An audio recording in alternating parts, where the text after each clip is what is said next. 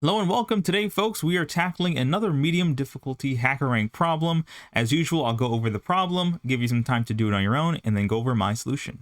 Here we go. This one is called abbreviation. You can perform the following operations on a string, capitalize 0 or more of the lowercase letters in that string, or you can delete all the remaining lowercase letters in A. So you'll be given two strings, A and B, and determine if it's possible to make A equal to B as described with those operations. So if you can, print yes, or otherwise print no.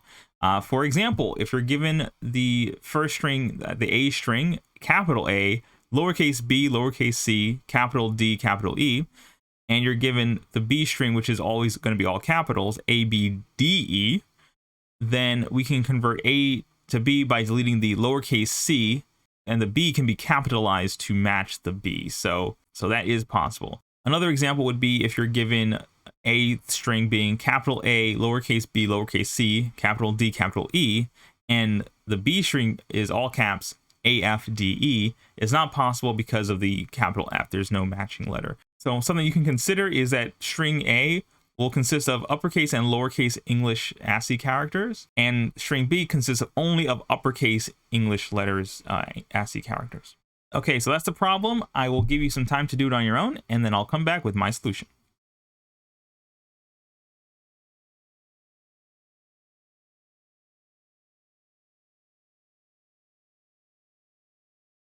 Dynamic programming is something that I have struggled with traditionally in my journey to learn how to do coding challenges.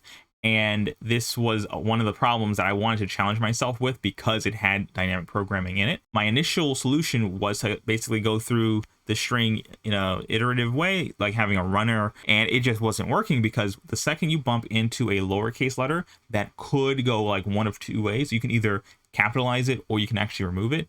That's when the iterative approach does not work so well because you have to take into account two possibilities, and that divergent logic does not work very well for iterative solution. Here is how I have begun to understand this particular problem. I think I can actually start generalizing this to other dynamic programming problems. Once I get to the end, I'll kind of go over what that looks like. So here is the concept. I will first break down the problem in a way that is less obtuse, I think. So we're told that we can perform two operations. You can either capitalize any of the lowercase letters in the A string, or you can delete any lowercase letters. So you have kind of the option to go either way on that. The thing I want to really make clear, though, is that any capital letters that are in the A string must be kept. So we have to work with those if they're capital. So first, I'm going to have a motivating example here. I'm going to start with the string A, which I want to actually kind of differentiate because I think having letters to describe the strings is a little confusing because we are talking about strings, which has letters in it. So I'm going to call this the modify string, string A, and I'll have it color coded as well. And string B is the matching string. So that's hopefully clarifying. Again, colors should be matching. The first thing we're going to do is create a nested array. This is typical of dynamic programming approaches. You will tend to have some nested array that kind of loops through two things and iterate through both at the same time, essentially. This is how it will be represented on the computer, but for me, that's a little abstract, so I want to actually show what it actually means for our strings. So on the left here, which you have to kind of maybe turn your head a little bit, is our modify string, which has lowercase d, capital A, lowercase b, capital C. And I have them kind of in order. And you'll notice that the first row is essentially an empty string, and that's what that represents. And then the columns are the matching string, which is capital A, capital B, capital C. And of course, the first column there also represents an empty string. So typically when you're dealing with a dynamic programming problem, you want to first start with an extremely simple case, the simplest case in fact, and then you build on top of that. And this problem lends itself well to that because of how the matching works. If you have a set of strings that match, then you add one more letter to it, that's essentially the same problem. You're just making it slightly more complicated by adding one more letter. So that's exactly what we're doing here. We're creating this table, and I'll show you later how this actually translates to like adding another letter to the string. I'm going to initialize everything with false values, and then the very, very first upper left corner is going to be true because what this represents is basically having our function match an empty string to an empty string, which should return true. That's like the simplest possible base case. So I want to step back for a second and just kind of discuss a little bit about what each cell represents, because each spot will represent the result from calling our function, abbreviation AB. And that's the name of the function. The very upper left corner, I'm going to call that true, but that represents calling our function with 2 empty strings, essentially. If we move one over, we see that what this cell represents, that basically is saying I'm going to call the function with an empty string, because that's the row that we're in, and we're calling it on the matching string being just a capital A, because that's the column that we're in. Let's go to something a little bit more down in the middle of everything. So this cell right here, it's on the B column and on the lowercase b row. And what that represents is basically you're adding everything kind of up together up to that point. So you're adding the D, the A, the B, and that's what the A string is, or the modifying string is. And the matching string is A and B, all capital A, B. So that's what that represents. This represents the result of calling our function lowercase d, capital A, lowercase b, and then the matching string is capital AB. I want to just make it clear that this table has not been filled out yet. This is still in the initial state. So this value may not be false, in the actual implementation. I'm just showing you like what is that cell supposed to represent. And the last thing I'll mention is that the lower right, the lowest rightmost cell, is essentially the answer to our problem. Whoops, that should say bottom right. Once we've built out our dynamic programming nested list, the bottom rightmost cell is the answer. Now here's where I want you to take something to note. Because of how this arrangement is set up, what if we were to add one more letter, one more character to our modifying string? So here I'm adding a lowercase z. What does that look like? Well, what we're going to essentially do is just copy our previous information, because that is all going to be the same, and we're just going to add one more row to it. And the same thing goes for the matching string. So if you want to add another letter there, so here I added a capital S. You would just, again, keep the exact same information you have from before in here, and then you just basically copy and paste it there. This should start ringing a kind of bell for you all, because again, this is at the heart of dynamic programming. This idea of like building on top of previous work is the idea. That's the whole point. So if you can do that, then your problem might lend itself well to a dynamic programming approach. All right, so I want to go back to our original problem. And I'm going to do us all a favor. I'm going to remove all the false results that were like initialized just for simplicity, and we're going to actually build out our table. At this step, I don't want to use any algorithm. I just want us to intuitively just fill it in, okay? And then we're going to see and kind of develop our own rules when we're in the middle of it, and that will help motivate what the algorithm should look like. So here is our initial step here. We're going to have our kind of ground truth that the empty string to an empty string is going to be just true, because that's our base case. So without any algorithm in mind, let's intuitively build out the first column. So I'm going to go down each one here, and we're going to see what the function call looks like. So what this cell means is what we see here. It's going to be a lowercase d matching an empty string. Can that match? The answer is yes, because we could always delete a lowercase letter. So the lowercase d can be deleted to get an empty string, and that will certainly match an empty string here. So that's going to be true. Let's go down one more. We have a capital A. So this cell right here, it represents calling lowercase d capital A. And we should remember that we can't delete a capital A. We have to keep those, and therefore this is going to be false. We can't remove it. Capital A cannot match an empty string, so that's going to be false. What should be, I think, clear here is once we've gotten that false result, that everything under it also becomes false, since we are stuck with this like capital A that cannot match an empty string. So anything under that is essentially false as well. So that's our first column. Let's look at the next one. The next cell is this one here that represents an empty string trying to match the capital A. What's the result of that? Certainly false, because an empty modifying string cannot satisfy a matching string of any character. So this is definitely going to be false. Next, we're going to try and match this lowercase d with a capital A. That's what that cell represents, and there is no A there. You can't capitalize the D to make it an A, so there's no way this can match. This is a false situation. Now here we have something interesting. So we have a lowercase d capital A trying to match with a capital A. So this could work. We have a capital A, they do match, but it only matches as long as we remove the lowercase d. So I want you to consider what cell represents the D was removed. And that's actually this cell here. That's where that was the first time that we removed the D in order for it to be a valid match. That's this cell kind of at a diagonal here. I just want to keep note of that because that's going to be important for later. But that's kind of like the idea. This string only works once we've removed that lowercase letter, and that only happened because of this step here. So next we're going to be adding a lowercase b to our modifying string. And we'll note that this actually already matches a, but what we have to do is essentially remove the b. And the place where we have a valid match that removes the b is the cell right above it, because that represents basically the same string except without the b. What was that state? Well, that was a true. So you can just basically bring it down. So again, this idea of like taking from what was already calculated, it should be sinking in a little bit. And here we have a C, capital C, in our modifying string. Once you have a capital, you have to match it, and the C does not match with an A at all, so we know we can't work with that. So we'll need to say false for that. Okay, so we're going to start filling in the rest. I'm going to speed this up a little bit. I'm also going to start going over some of the more concrete concepts of what's happening in our algorithm as well. We can fill in false for anything in this row because we have an empty modify string. That means it can't match anything in the matching string with any number of characters. So the only thing that's true is this first one because it's a literal empty string. Everything else should be false. So if this kept going on, it would all be false.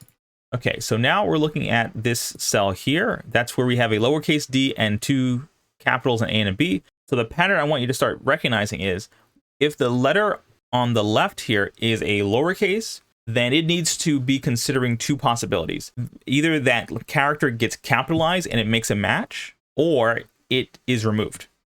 And in this case, it cannot match. Can't match a B, so we have to pretend like it's removed, and the information that has that character being removed is the one right above it, that cell right above it. So that's what this is. So I'm highlighting it in yellow. Okay, next we see a capital A coming in. We have our modify string as lowercase d capital A matching an A, B. We know we can't match that, but the reason why is because the capital A cannot match with the B. The reason that we're always matching the current character from in the row with the column from the column is because there's always a potential for it to like basically spawn its own starting point. This B will have its justice the next time we see a B. So only when we encounter a B should we start thinking about, oh, what happened prior to this step. So let's look at that now. This is where things get a little bit more complicated. So here we're finally at the B, the lowercase b, and here's where things can go one of two different ways. So we have a lowercase b that could match with our capital B in that column, but we still have to consider two possibilities. So either that b, the lowercase b, could be removed because it's lowercase, or because it matched with the capital B.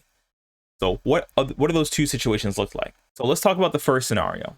That's where we have a match with the capital B. Well, what we need to consider is what was the result from the string before either B was added. And by that, I mean, it's this situation here, when we call our string with lowercase d capital A and capital A. Now, why go there, you might be thinking? Well, that's at the point where we can say, hey, if we add these B's, does that even matter? Because you might imagine the cell that this represents, which by the way is like the diagonal, that diagonal cell, which I have in highlighted yellow, that's what that's basically representing. That's representing the last scenario or result before the B's were considered. It's still valid because that was a proper match. This is a true value. So by adding a lowercase b and a capital B, which we know matches, that's also going to be valid. So that's one thing to consider. So we can say that's true right off the bat. Because of that scenario, though, it has to be that this diagonal is true. What if it's false, though? Because that's also a possibility. Well, you could also consider the situation where the state before the lowercase b was added as well. Because that's essentially saying, hey, you're lowercase. If we deleted you, would that be okay as well? And what that looks like is looking at the result where the lowercase b was omitted, which is basically the cell right above it. That's this one here. That's a false. So if that was true, then our current state could also be considered true. Our current result, this cell would be true as well. So what we need to keep in mind is if one of these is true, the diagonal or the one above it is true, then we would say this state is true. If both are false, then there's no way that having the b added as a capital or removed as a lowercase would matter because it's going to be false either way. In our situation, though, the diagonal is true, so we're going to carry that down here as true. Okay, at the last step here, capital C cannot match the A and B, so that one is going to be false. Okay, here, so I'm going to start applying some of these rules. So for the last column here, I'm going to just do the lowercase d is trying to match capital A, B, C. We know that if we remove it, it's not going to work, but the state where it got removed is the one literally right above it. And so I'm going to carry the falseness down. Whenever you have a lowercase that cannot be capitalized, you carry down whatever is above it. Okay, so the capital A does not match a C, so we say false right off the bat. The lowercase b doesn't match a C either, and because it's lowercase, we just carry down whatever's on top. So we just carry the falseness down. And lastly, we have our answer cell. We have a capital C, and it can't match with this capital C here. What we need to do first, though, is to check the result before either were added. So this is the same situation we saw before. This time we're looking at two capitals. So we have a capital C and capital C here. That basically is saying, okay, you could work, but we first need to check to see what the result was before either one of you were added. And that was a cell, again, right at the diagonal there. So if this was false, then adding two C's doesn't make it more true, right? So we need to just look at that to see, hey, are you true or false? In this case, it's true. So we can say, hey, adding two capital C's, definitely it's going to still be true. So we're going to carry that over. So here's our result. At the very bottom rightmost cell, that is our answer. In this case, it's true or therefore yes. And I want you to kind of notice something here, that there's basically like this diagonal of truth that's going on. That's not by accident. There's some rationale for why that is. It's because you're carrying over what has been previously computed.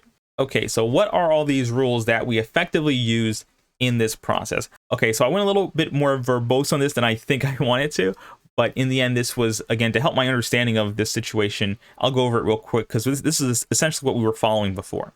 The first thing to check to see is if the modifying string character is capital, because if it's capital, then we have to include it. There are two things we need to consider. We need to consider, does the character in the modify string match the one in the matching string? Because if it does, then that's great. We need to also check to see if the prior result before either one was added is also true. Because if it's false, then adding them isn't going to change anything. So that's basically what this logic is saying. The other thing to consider is, okay, if it's not capital, then it must be lowercase. Well, if the modify string character is lowercase, then we have to kind of juggle two scenarios. One is, what happens if we delete the character because it's lowercase? Or what happens if we capitalize it? Does it match? So those two things are kind of competing, but in a synergistic way, because if either one of those are true, then we're going to be true as well. So that's all this is saying here. So those are the rules. I want to go over some examples just to showcase how this works. Okay, here I have a scenario as well as our rules here, and I'm going to go through this. We have a lowercase d, which can be removed. So that is true, which can match the empty string. Lowercase a, so basically anything that's lowercase, I can just fill out as true because you can always remove them to match an empty string. Once we get to a capital A, I know that's false, so I can say that's false. And I know once we get a capital, everything under that is going to be false as well because you cannot match an empty string. I also know that for our row here, for this empty string row, I can also say false for all those because no empty modifying string can match any character in a matching string. So that's all false as well. Okay, so a lowercase d cannot match an A, so that's false. Now we have DA, all lowercase. We know we can capitalize the A, so that's going to be true. And just as a side note here, this is true because the A matches the A, but also because the diagonal is true. Okay, so lowercase b, the B does not match this A, and I have to take over whatever is above it. So that happens to be true, which means that if the B is removed, it just takes on the previous result, which is true. And again, basically anything that's lowercase at this point, we can always say true. We can just remove it. Once we get to a capital A, this is interesting. So this capital A, what does that mean? So anytime you have a capitals matching, you basically look at the state at the diagonal and say, hey, are you true? Yes, you are. That means we could put true here. And that's the case because that's essentially saying like we removed everything above it, in front of it, and now it's just the capital A remaining. Okay, so lowercase b, if I remove you, that basically is the same thing as what's above you, so that's true. Capital C, that puts a wrench in the works because that doesn't match the A, and we can't match anything after that. So anytime the capital C comes in, it is going to be false, everything after that. Lowercase d is not enough. Anything that's not a B essentially is going to be false until we hit the B, because basically we're looking for the B's essentially. So if we don't find any B's, then this whole thing is false, and then the result is essentially going to be false as well. But anyway, so we finally bump into a lowercase b here. We say, okay, we can capitalize you. Let's make sure that the state before we existed as two B's, if that's true, then we can say we're also true. So that's where the B comes in. Capital C throws a wrench into everything, and that's false, false. Everything under it is going to be false. A capital C, we basically fill everything false in here because nothing can exist until the C happens. And once the C happens, then we can say, okay, you're capital C versus capital C. Let's consider what happened before we were added. It was true. We carry that over. And here we have lowercase letters, so we can always remove lowercase. And so as long as it's true prior to that, then it matches. Here, this is interesting. We have a lowercase c here. So what that looks like is we have a matching C. So we can say if we capitalize you, we have two things to consider. The previous state before either one was added, which was false here, or we can just pretend like we removed a lowercase c and we just take whatever's above us. And that's the case here. So in this situation, we would actually just remove the lowercase c because we're fine without it. And then the lowercase d is the same thing. We can remove that. And so our result here is true. That's the process that you would go through for this algorithm. I have one more here to showcase a failing test. So this is the expected outcome of no. This is a little shorter. I'm just going to go through this very quickly. So here is what it would look like if you fold it all the way in. Essentially, we have our diagonal of truth, but it fails to continue because of the last capital L, which basically puts the wrench in everything. There is no matching L in the matching string, and it's capital, so you have to keep it. Therefore, it's going to be false in the end. All right, that's enough talking. Let's get into some code. All right, so here I'm going to start out by just grabbing the lengths of A and B, and I'm establishing that as N and M, respectively. And I'm going to initialize a dynamic programming list called DP list, and it starts out as a list comprehension here. I'm going to go for each value within the range of N plus 1. Keep note, I'm adding 1 because I'm considering not just the characters themselves, I'm also going to consider that like empty string. So I'm going to add an empty string essentially to the list. That's why you always see this +1 kind of going on here. You always have to keep in mind that our string index and the index within the actual list may be off by 1 just because of that. So we have to keep track of that as we go through this. And so for each value there, we're going to create a list here, starting with false values. So once we have that list made, I'm going to set the upper leftmost character to true. So I'm forcing that to be true, just like we had here in our initial list. That's the whole point. The next step I'm going to take is to establish the initial results for the first column. So this is us filling in this like extra column of the empty string because I added that myself. So there's no string to really compare it to. So I felt I had to just kind of fill that in manually. All that I'm doing here is I'm going to go through the characters in A, because that's essentially our like left-hand side. And I'm going to enumerate on that. I'm just checking if you're lowercase, then again, we can delete it and then we carry on the truth from the prior step. Because I already know it's true, I'm just going to set it just outright to true. Notice here I'm going to do I plus 1 because in our actual list, it's going to be 1 more than the number that's actually in the string. Once I know that the character is not lowercase, I could just break out of that. Everything's set initialized to false. So that essentially sets this precedent up that once we hit a capital letter, we know that everything under is false. So we're first going to loop through the B string or the matching string. It doesn't really matter which one you go through, but in my example, that's what I went through. I went like top down. So that's what the logic I wanted to follow in my implementation. And here I'm going to grab the actual character from the string. Notice here I'm going to do J minus 1. Minus 1 is just because we're run off because of our dynamic programming list being a little bit different. Anyway, I'm getting the character from B, and then I'm going to loop through A. In the end, we basically have character from B and character from A. This is essentially our matching string and our modifying string character. And here's where the main logic comes in. So first we check, hey, are you capital? Character from A, are you a capital? That's essentially us checking on the left-hand side one at a time. Are you capital? Are you capital? Are you capital? And if it is capital, then what do? We take the previous result, and by previous result, I mean the diagonal, the result before either character was added. And so what that looks like is just like I minus 1 and J minus 1. Okay, so if that previous result is true, which is, I don't need to say equals true because it's a Boolean. So if true, if this result is true, then we want to set the current spot, which is just IJ, the current spot, we want to make sure that that is a result of checking to see if the two capitalized characters are the same. If they're not, then that's false. So if the previous result is false, then nothing you can do can change that by adding more characters, right? So if the previous result is false, then the current state is unchanged, which is initialized to false anyway. So I'm basically just like keeping it false essentially. So that's all the logic you need for the uppercase character. Otherwise, character A is lowercase, and we have to consider two possibilities. We need to consider if the character could be capitalized and see if it matches, or we need to say, okay, does removing it actually help also? So this is what we need to check for. First, we'll look at the above result because that it needs to be considered in either case. And then we say, okay, character, if we uppercase you, do you match the character from B?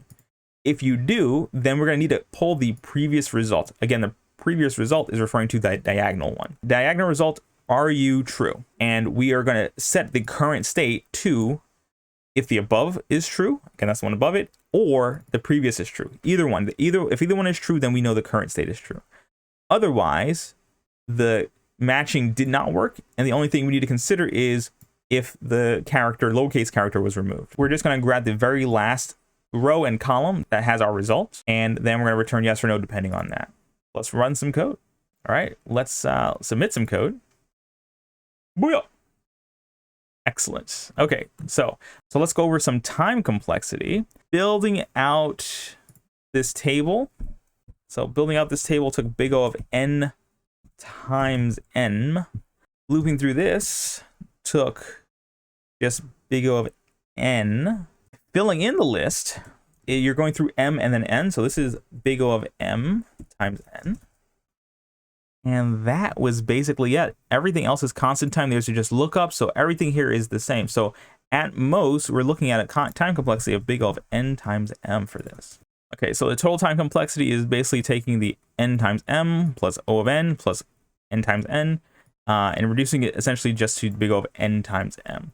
Okay, so like I mentioned before, I just want to step back a second and just think about like how I might generalize this concept of dynamic programming, because it's been something that has always haunted me in programming problems. And I think the thing that really hit home for me this time was that at any moment, you're gonna have either a list or a nested list. And the thing to keep in mind is that you're gonna be filling it out one at a time. You're iterating through it. And the only information you have access to really is the stuff that has already been calculated, which essentially is going to be anything in the like up top or to the left. I think the more important thing is also like the diagonal. So you only really have access to like the stuff that's more or less immediately around you, like 1, 2, and 3. With, again, depending on the problem, you might have to like access stuff like maybe 2 above you or whatever. And so what helps is to just dig out and tease out exactly what this means. What does that cell refer to? What does this cell refer to? Relative to the one that you're focused on. If you can like wrap your head around that, then it really helps to kind of expand out and see exactly what the whole thing will look like, because everything is based on these simpler situations. And once you get the connection, you can build it out as large as you want.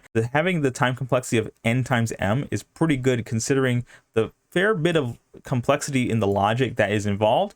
And all you really have to do is like look like what's the upper diagonal or what's above me. And that's kind of all you're really looking at. You just have to apply the right, logic to it. Anyway, folks, if this is the kind of content you enjoy, please make sure to like, subscribe, do all the good things, and I will see you next time.